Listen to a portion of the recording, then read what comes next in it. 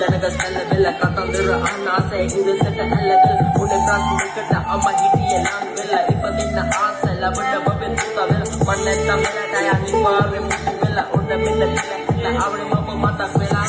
ඒයි අම්මා සතුටින් ඉන්න වෙලා ඉන්නෝනේ මෙතන ආදරය පැතුවට සම වෙන්නෝනේ